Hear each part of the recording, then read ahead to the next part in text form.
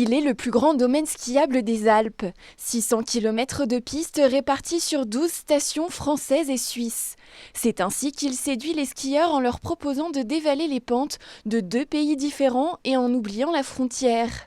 Mais cet hiver, cette frontière a repris vie, séparant le côté helvétique qui a ouvert ses installations dès le début de la saison et les pistes françaises privées de remontées.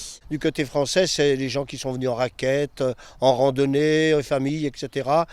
Chaque station a essayé de trouver des solutions pour compenser le manque, pas le manque de neige, le manque de remontée mécanique. Donc, il y a eu des trucs ludiques qui ont été faits, donc ça s'est pas mal passé. Donc grosso modo, 30% ont été loués à des appartements, à des résidences, etc. Côté français, la fréquentation a donc chuté de 70% dans les Portes du Soleil. Un bilan catastrophique qui sera compensé en grande partie par les aides de l'État. Côté suisse, les stations enregistrent une baisse d'activité de 25 à 30% en moyenne, un chiffre imputé en partie à la non-ouverture du domaine côté français. Bien sûr qu'il y a un regret double dans la mesure où, eh bien, pour nos amis français des Ports du Soleil, c'est dommageable, c'est regrettable naturellement.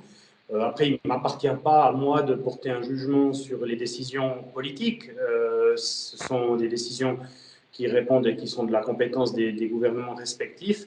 Et puis, évidemment, un regret dans la mesure où nous n'avons pas pu, dans notre particularité des Ports du Soleil, proposer un produit totalement fini à nos hôtes, puisque seul le secteur suisse, qui représente à peu près un quart du domaine des Ports du Soleil, pouvait être exploité, donc proposé à nos clients.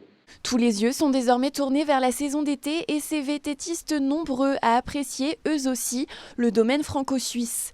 Reste à savoir s'ils auront le loisir de traverser la frontière comme bon leur semble.